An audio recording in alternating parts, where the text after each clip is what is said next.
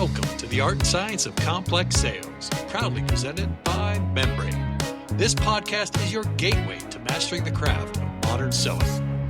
If you're passionate about growth, impact, and unlocking full potential in sales and revenue, you're in the right place. So don't forget to like, subscribe, and share. And now let's get started with today's guest.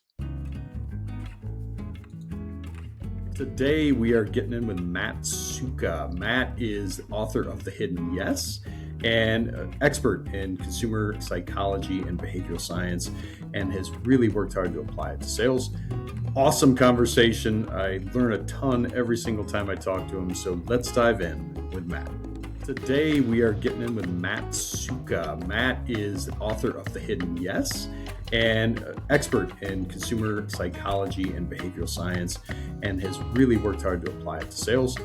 Awesome conversation. I learn a ton every single time I talk to him. So let's dive in with Matt. Matt, welcome back to the show, man. How are you? All good, Paul. Thank you so much for having me again. It's wonderful to have you. And I understand you've been doing some traveling recently. Yeah, I actually took a trip around Greece. We rented a car and visited all the antique sites, and it was pretty interesting. No business, just the sea and the mountains and the history of 2,000-3,000 years ago, which was nice for a change. Wow, that's amazing. So there's like the Parthenon and all those things that you got to go see. And Yeah, absolutely. I've never been to Greece. It's one of the ones that I really want to go, just based on that history. Ancient Greek history is fascinating stuff. You learn anything cool? Well, I'm not that much of a history guy, but my wife is. And Okay. So she prepared the entire trip, the itinerary. I was just driving, and she was telling me about all the sites that we visited. And the longer we are together, the more I find myself intrigued with what she's fascinated by. And it was just so strong in Greece. If you're at a site, it's called Mycenae. It's an ancient civilization that was there like 2,500 years ago, and you're walking on those rocks where the ancient buildings stood. And well, it's just fascinating, to feel the history. You go to Delphi, which was a spiritual site in ancient Greece, and once again, you see the temples. It's in the middle of the mountains, and it's just so strong. It's just so different from everything that we are experiencing every single day. And it's just so nice for a change. That's super cool. And if your wife's so excited about it, I know when we go do something like that, or I'll go out and something that my wife loves, just seeing her face, and seeing her just light up as she dives into the things she loves is so cool. I'm sure. I mean, that's awesome that you got a chance to share that with your wife. Very, very cool stuff, man. Very cool stuff. Well, hey, we had a great episode last time. Great conversation. We were diving into a lot of the barriers to buy in, and you gave me some great examples on that. I want to get into some other elements that you're working with. But first off, I just want a sanity check on this. When we started talking the first time, you gave up a pretty safe career 10 years ago, right, to dive into this and to bet on, that behavioral science can be making an impact, and you can be applying, really applying that to helping people sell. How is it going overall? How is that journey? Well, it's a simple and a complex question at the same time. Those now nearly 11 years ago, I really followed the calling of my passion. I was studying to become an actuary, and at the time when I quit my job, I was an actuary at an insurance company. It was a multinational insurance group, so a very, very safe job. But if you catch yourself just every single day staring at the screen of your computer, supposed to be modeling some, well, insurance stuff. And in your mind, you're constantly thinking about consumer psychology and how this ad, how this sales pitch could be improved. It's, at least for me, it was super difficult to really do a good job. And at some point I thought, well, I have to give it a try, because I can't see myself just, dreaming about doing it without actually giving it a try. And that's when I went to my boss. I quit the job, and I founded Mindworks. I thought it would be easier, to be honest with you. But very quickly, I realized that no one was actually very interested in my advice. And well, no surprise, at the time I had zero experience, zero credibility. The only thing I had was passion. And together with my co-founder, we very quickly realized that consulting gigs is not the easiest path to take. And that's why we started doing training. Because buying training or buying a seat in an open training, well, that's a much smaller ask than to engage in a consulting project. And what turned out was that those trainings we organized were a gateway to consulting gigs, because basically people would pay you to listen to you basically blow your own trumpet, tell you about what you're fascinated about. And when we backtracked our the clients that we started working with, the majority could be tracked back to those initial trainings back in 2016, 2017. And so this is how we started. And I think I never regretted the decision to quit my safe corporate job. I mean, there were definitely bumps on the road, many bumps, many projects that not with clients, but many kind of initiatives that failed. And it took me years to actually realize that failing is part of the entrepreneurial journey. The more I fail, the more I get used to it, and the less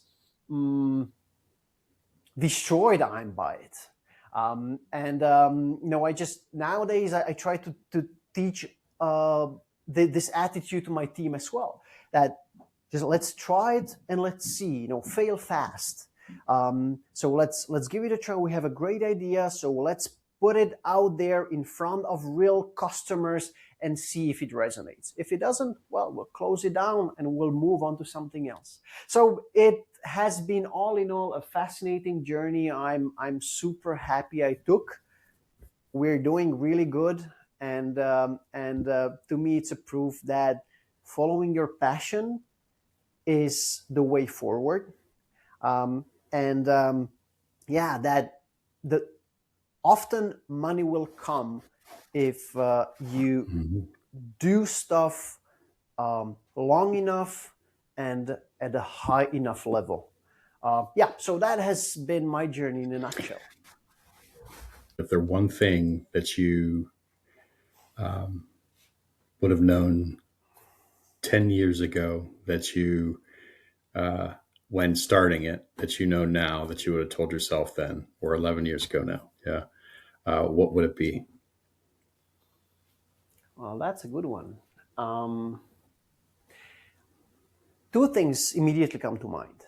The first one is that, as I told you, I started with a passion for consumer psychology and behavioral economics, behavioral science. And that's what I was preaching. But it took me years to realize that what I am actually doing is talking about a topic, but no one cares about the topic. They care about their problems. And so consumer psychology in our current narrative is a means to solve problems for our clients. It's not the ultimate thing that we are selling, because no one is interested in buying consumer psychology expertise. They are interested in solving their problems. And consumer psychology has become not a silver bullet solution, but a differentiator for us. So kind of this shift from topic focused narrative to problem and solution focused narrative using consumer psychology has been a huge shift. So that's the first thing. And the second thing is to niche down, to really focus on something specific. When we started off, my idea was that, well, those principles are the same, when they apply everywhere, from banking to FMCG to whatever, you name it. And that's true to some extent, but the sector expertise is very important, because you have to understand the context. You have to understand the industry, because only if you do, you can really be a world-class advisor, consultant, trainer. You can be good if you don't understand the field, the industry, but you cannot be world-class. And we wanted to be world-class. And that's why, also my book is subtitled Decoding Consumer Psychology to Boost Sales in Finance and Insurance. Mm-hmm. Because those are the sectors we kind of saw we were feeling the most comfortable in. Consumer psychology had the most impact, and we saw a lot of demand from those fields. And over those 11 years, we really built some strong expertise in finance and insurance. So those are the two things well, there are many more, but those two things that I learned, and that I think I'm glad I learned them, because now they're helping us. Maybe if I knew them sooner, we would be somewhere else now, somewhere farther. But better later than never. Yeah, no, it's great advice. It's wonderful, and it's wonderful learnings. And you mentioned failure before, which was really interesting.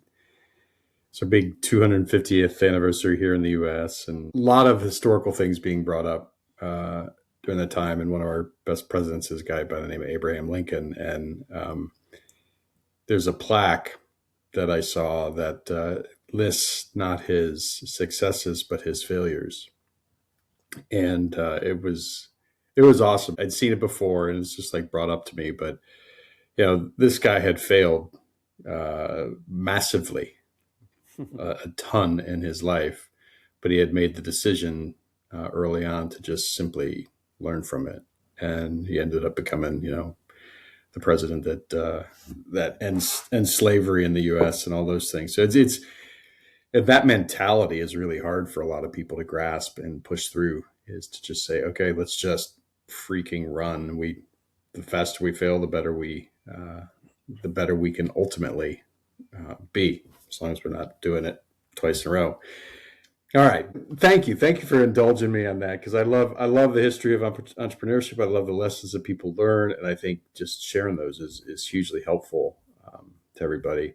But let's dive into the book and the method that you're using. Last time we talked about 4 barriers, but that's only a part of. And maybe you could go through those again real quick, just for a recap for everybody, but it's only a part of some of the things. And you have something in the book called the SURF method and the SURF framework. Do you mind diving into that a little bit with us and kind of and sharing how it's helping? Absolutely. So let's maybe recap for those of your listeners who haven't listened to the first episode, or maybe who don't remember. So last time we talked about something we call psychological barriers. And I said that by far the biggest mistake we see in sales is that people focus overly on how can I motivate my customers, my clients, to do what I want them to do. And it's very natural, because when you think, well, how can I convince Paul to do something? The first tendency is to really think, well, what can I do to make it more attractive? What can I do to motivate Paul to do what I want him to do? But the truth is that more often than not, if you don't do what I want you to do, it's not a problem of a lack of motivation. It's a problem of some psychological barriers that are standing in your way. And last time we covered 4, we talked about uncertainty. If you experience any kind of uncertainty, you're not sure how it works, you're not sure how you can get rid of it if you decide to buy a service or product. Well, any kind of uncertainty is an absolute sales and conversion killer. So the very first thing you have to uncover is what uncertainties are my clients experiencing, and your job is to remove those uncertainties. The second thing we talked about was something called psychological reactance. So if a customer feels like you're trying to sell to them, you're pushing them to do something, how will they react? Well, they will push back or they will just walk away. So how to overcome that? Then we talked about perceived effort, the zone of acceptance. Don't want to go into too much detail, so we have the time to cover what we haven't covered last time.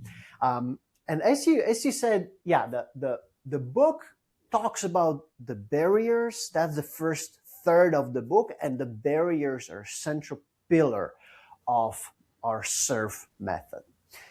I'll describe what the SERV method is about, because it's a very powerful framework that once people grasp it, they can use it to really improve the performance of basically any client interaction.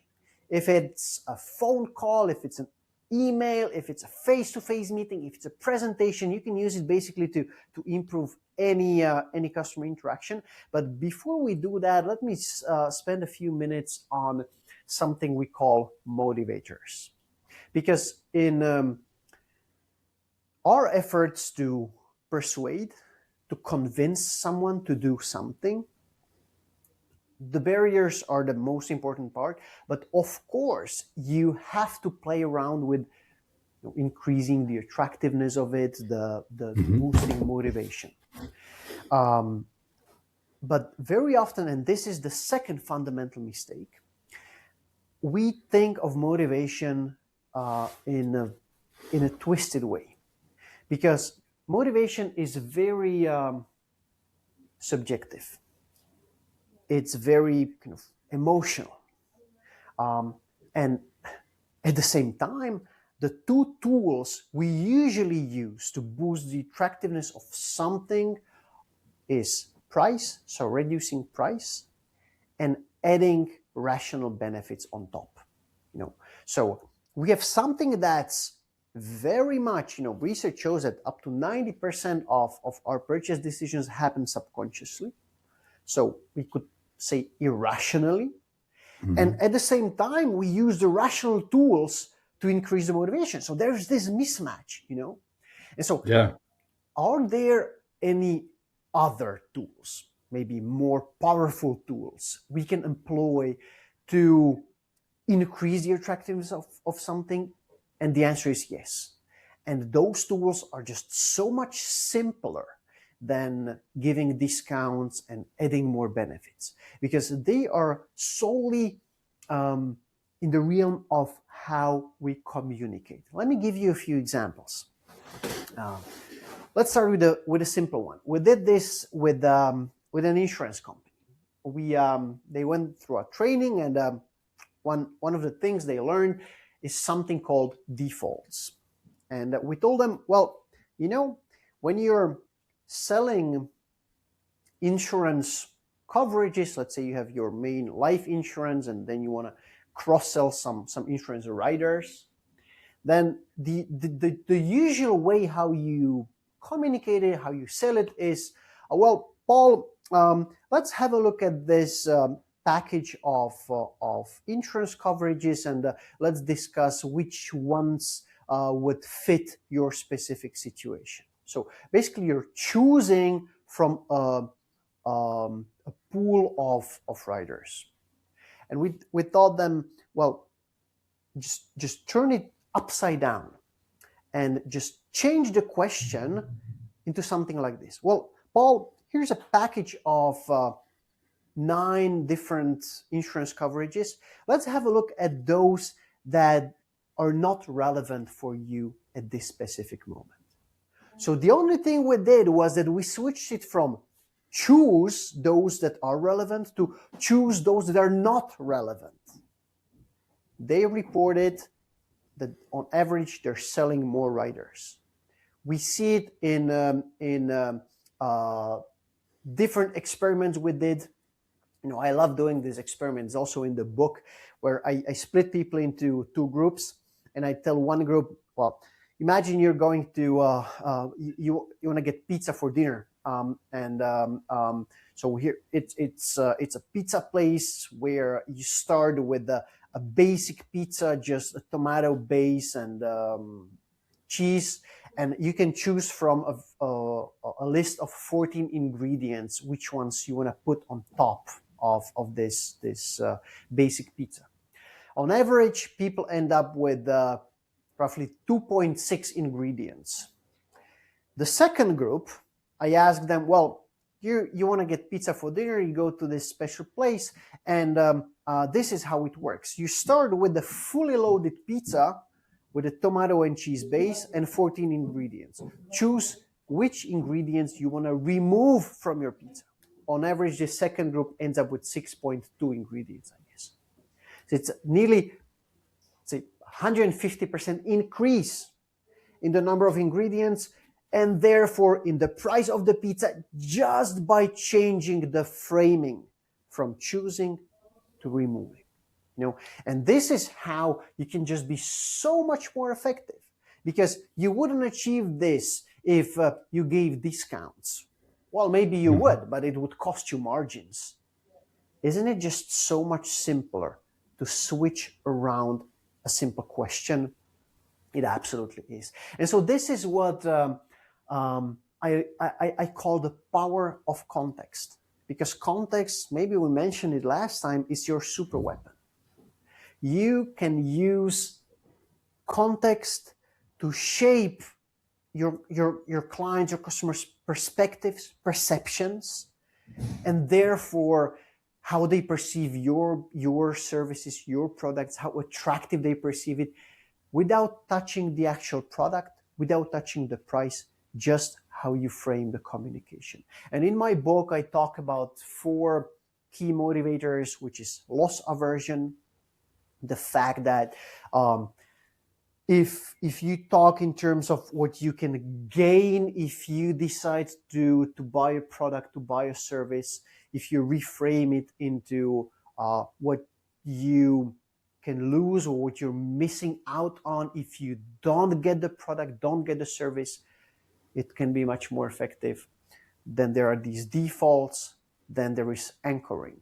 Anchoring, some people know about anchoring already, but it's just such a powerful principle. Again, let me illustrate. And please, Paul, jump in if you have some questions, because I feel like it's a monologue and no, man, don't want to hijack it, Well, I'm sitting here fascinated,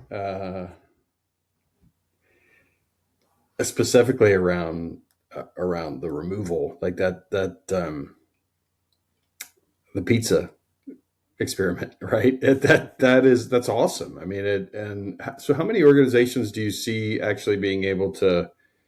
And I was just kind of thinking in my own head, like how I would buy.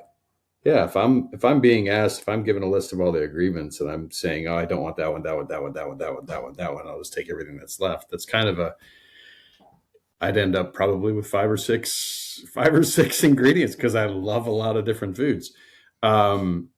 How is that being applied, or how are you helping people apply it relative to? So you talk about that insurance. Here's the things that don't fit for you. How are you applying it with other areas? Because it seems like a cool principle. It is. Well, let's, for instance, we worked with a telecommunications company. And so again, their salespeople went through a training, and one guy we monitored and measured his observed how he was doing, measured his sales results, saw it was a 32% increase in average per customer sale of phone accessories once he started applying this. So how he did it, you would walk into your telecommunications provider and you want to get a new subscription and buy a new phone. So the goal of the salesperson is to, well, cross-sell, to sell to you some accessories, a phone cover, whatever, you name it. There are a variety of accessories you can get. And the usual way to do it is exactly, well, choose those that you want. And now what he started doing was that he brought the entire package of accessories. He showed it to the client, and he told them, well, Paul, here's all the different accessories you could get with your phone. Tell me which ones you're not interested in. A 32% in jump in average sale. So this is how you can apply it. So whenever there is a main product and then some features that that a customer can decide to buy together with the main product, this is a beautiful fit.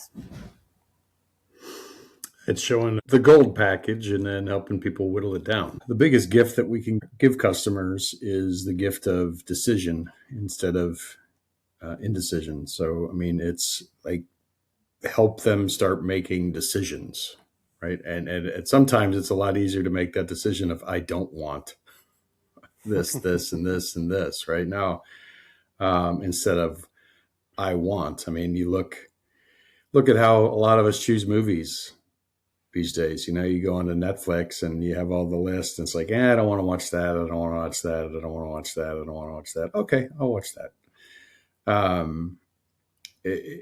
So it's very interesting, especially in the days of unlimited choice, right? We have so much choice in front of us that a lot of times just being able to narrow down that choice to be able to give decisions. So that's a really interesting way of doing it.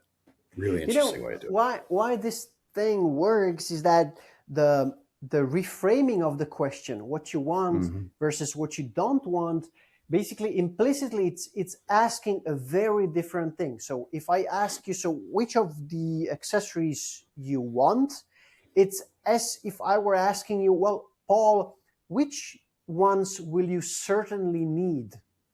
And in the second question is, which ones will you certainly not need? And there are a few in a gray zone.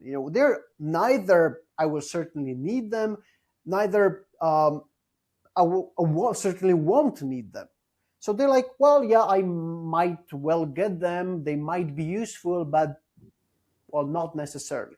And if in the second framing, so which ones you don't want, they will end up in the package that you buy. In the first case, they won't end up there. So this is just the power of context. And so I started talking about anchoring. Salespeople often think that customers have a clear picture of how much they're willing to pay for things in finance, how much they are able to invest, how much they're able to pay for insurance. That's not true. We have no clue. We have no clue about prices. We cannot evaluate prices. We need context. We need to compare it to something. So I don't know, my headphones, is $100 too much or too little? I don't know. I need a reference point. And very often customers don't have the right reference point, and you don't help them to get a reference point. And that's the purpose of anchoring. And again, I love to run an experiment. Again, I split people into groups, and I ask both groups the exact same question. How much would you be willing to, or what's the maximum that you would pay for 3 products? wireless keyboard, leather gloves, and hand blender. Some 3 random products. And every time one of the groups on average would pay between 45 and 65% more for each of those products than the second group. How is that possible? The same question, the same products, people split at random. The trick is in a question I asked both groups just before. The first group, I asked them, well, would you be willing to pay $19 for each of these 3 items? Yes, no. I don't care how much they pay for it. What they answer, whether it's yes or not. It doesn't matter at all. The second group, however, I asked them, would you be willing to pay $97 for each of those 3 items? Yes, no. Even though I'm not interested in whether they say yes or they say no, the number 19 or 97 hugely influences the second question, what's the maximum you would pay? Why? Well, because the first group thinks, well, 19, that's quite low, but how much more than 19 am I willing to pay? The second group thinks, well, 97 for a wireless keyboard, that's probably too much. But how much less than 97? And it's pulling them towards 97. The first group is pulled toward 19, and their estimates, their averages never meet. And this is the power of anchoring, extremely powerful. So it just hit me like there's a Progressive is a insurance company here in the U.S. and they did this, and they've done it for years, where they give quotes from competitors, and that is not to show the best. That's for anchoring purposes, I would assume. Like it's because they're willing to give up to 10 quotes from different competitors, and they actually provide them along with their own quote. But that gives somebody context, because it is one of those things, like as a buyer of insurance, you have no idea what you're getting. Absolutely. Yeah, no, that's fascinating stuff. It's absolutely fascinating stuff. I love talking to you. I learn something every time. Since you started talking about insurance, we run plenty of training for insurance agents, and we had a group of insurance agents. They learn about anchoring. We show them how to really beautifully apply it in their communication selling life insurance. They saw a 30% increase in average premium just by cleverly using anchoring. And we shouldn't just look at it from a salesperson's perspective, but also from the customer's perspective, because most people are underinsured. Because why? Well, because their reference point, they think, well, I'll just be paying maybe, I know, $15 a month for insurance. Well, that's insanely low. So they end up underinsured. If you first set the right context, the right reference point, then of course you end up earning more, but people end up better insured. So it's again a win-win for both parties. As a consumer, I find it incredibly helpful, right? I know in our own business we do that a lot. We try to, and we're much more B2B, a complex sale with large, but we do try to anchor like here's a frame of reference for what you're going to pay overall. Here's where we fit into that. This is the value you should be expecting for these types, because it helps give. It truly is. I think it's a service. Like when you start to do that and provide that customer and anchor it's awesome. It's awesome. We're diving into these motivators. Do you want to stick here, or do you want to talk a little bit more about the SERV framework overall? Because I am fascinated in that as well. Yeah, well, I guess we can move on to SERV, because SERV is a culmination of barriers and motivators. Okay. The way we usually structure our training programs is that people first to learn about barriers. That's a huge eye opener. Then they learn about motivators. So they get a package of specific concepts and principles they can apply, but they're still missing a step-by-step methodology. So where do I start? How do I do it? And that's what SURF is about. So it's not a standalone thing. It incorporates both barriers and motivators, and it adds one more kind of important layer. Now, let me illustrate. So let's go letter by letter. So SURF, it's an acronym. What does S stand for? S stands for setting behavioral goals. So what is a behavioral goal?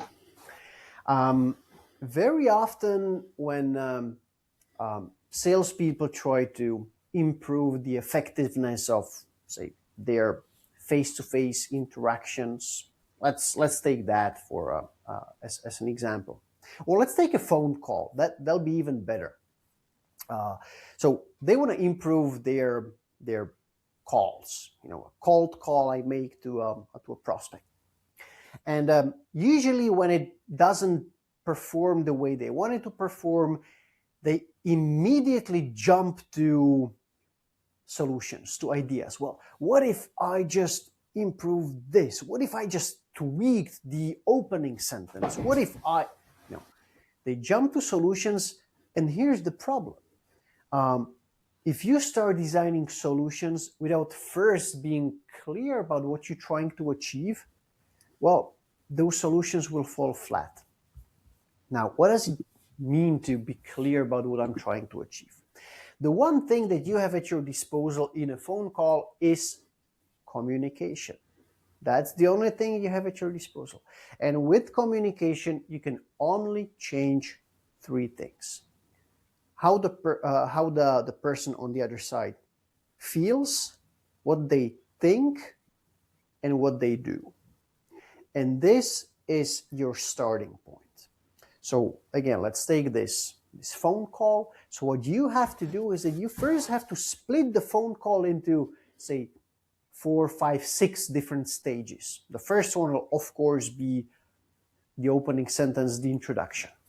And then you have to ask yourself, so how do I want the prospect to feel, what I want them to think, and what I want them to do when they pick up the phone and they hear me say, "Hi, this is Matt Sucha from MindWorks.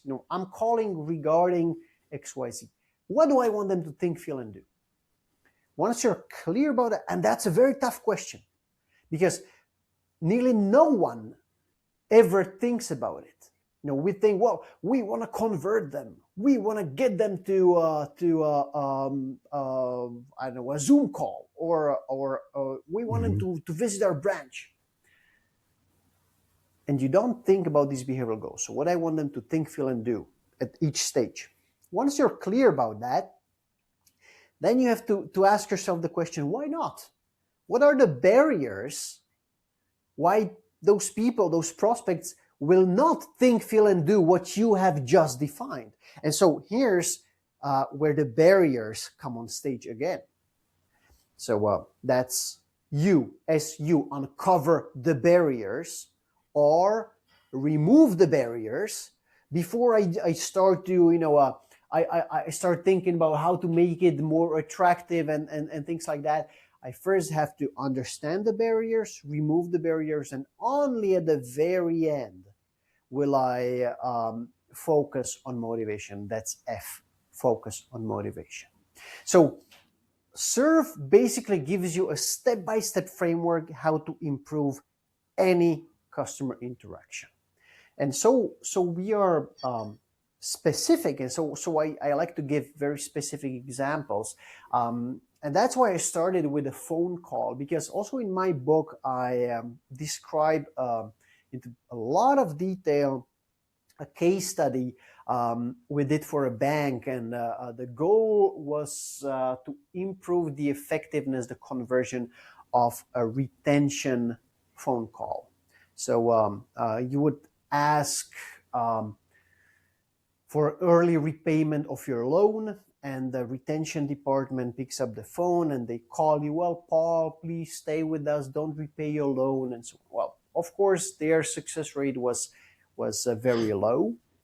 And what we did was that we took the old call script, we applied serve, so we split it into stages, clearly defined the behavioral goals for each stage, uncovered the barriers, and the conversion jumped from 5.7 to 14%. Now, let me give you a specific tiny change we did in the phone call at the very beginning. So let's think a little bit about what is your say mental state, or how you feel when you ask to repay your loan, and then you get a retention phone call. Well, you expect that they will try to convince you to stay with the bank, and what happens? Psychological reactance right away. So I feel like you will be persuading me, and I push back. I don't want to be talking to you. And that's exactly what was happening in those phone calls, because how they would start the call would be, hi, Paul, this is Matt from Aldera Bank. I'm calling regarding your request for early repayment of your loan. Well, right away, reactance, why are you trying to convince me? I don't want that, and so on and so on. And so we thought, we set the behavioral goals to, we want people to feel that this is a phone call that's very relevant to them, that's very important, that we want them to think that this is beneficial for them, And then we try to uncover the barrier. So why will you not feel like the call is beneficial? Well, because of psychological reactance, because you immediately feel that I'll try to persuade you. And then the third step, remove the barriers. So how could we remove the psychological barrier? And the solution, for instance, here was very simple. So we changed the opening sentence from, I'm calling regarding your request for early repayment. We changed it to something along the lines, hi, Paul, I'm calling to help you finish your application for early repayment. You feel the difference? I'm calling to help you finish the application, to help you finish the request. Suddenly, I feel like it's a phone call that's very beneficial for me. I should take it seriously, because you want to help me finish what I started somewhere in the mobile app or in a branch. We beautifully achieved our behavioral goal. People feel it's beneficial for them, and then we can continue down the call script, because people are not experiencing reactance. And so, improvements happen once. Very seldom it's about changing one thing that will just create some magic and your conversions will double. It doesn't happen often. If you really want to achieve results, you have to be granular. You have to go in depth into each customer interaction, and that's exactly what Serve is about. I love it. I think you could do it both at an individual rep level plus at the company level. And it's a good framework for just a rep to understand, if they read the book, just understand how they're behaving in every meeting and being very purposeful about it. Exactly. This is it. And I think you hit the nail on the head. It's about being deliberate. What is it that I am really trying to achieve? If I'm not clear about that, I cannot be successful. It's exactly about being very purposeful, very deliberate about my actions, what I'm saying, and to know where I am heading, what I'm trying to achieve. Well, I love it, Matt. I learn something new every time I talk to you, and it's fascinating. It's absolutely fascinating. So, how do people get in touch with you, or get a hold of the book if this is something that they're interested in checking out? Well, the easiest is to go on Amazon and to look for The Hidden Yes. You Okay. can get it as a hardcover, paperback, ebook, audiobook, whatever works for you.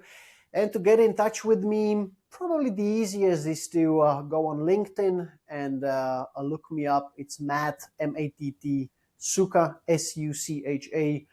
Just shoot me a message. I'm happy to direct you to some resources to chat about consumer psychology and sales.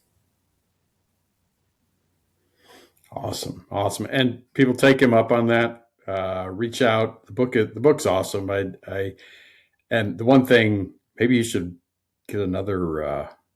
I know you niche down, but maybe do a broad one. Because it's you can apply your principles. You can apply your principles everywhere, which is fascinating. Um, yeah. So don't get scared off by the if you're not in insurance or finance, read the book. It's extremely helpful, and it helps you think through these things. Um, cool. Any final words of wisdom for the listenership? Um, Maybe just to encourage people not to be afraid to do things differently, to try different approaches, because you'll see it's both more fun and what's the definition of foolish? It's to do the same thing all over again and to hope for a different result. And consumer psychology is exactly the one thing that sheds light on what hasn't been working for you. It gives you new tools you never thought of. And I can guarantee that if you play around with it, it will be fun and it will be great for your bottom line as well. Well, awesome advice. Awesome advice, Matt. And thank you so much for coming on the show. I truly appreciate it and the wisdom you're sharing. Hey, everybody, we're going to call it an episode now.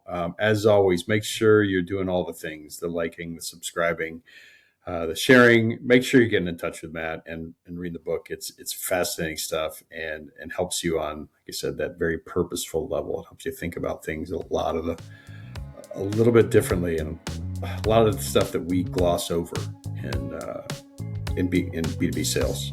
And so it's fantastic. So with that, we will sign off for today. Keep shining bright. Have an absolutely amazing day. And we'll talk to you all soon.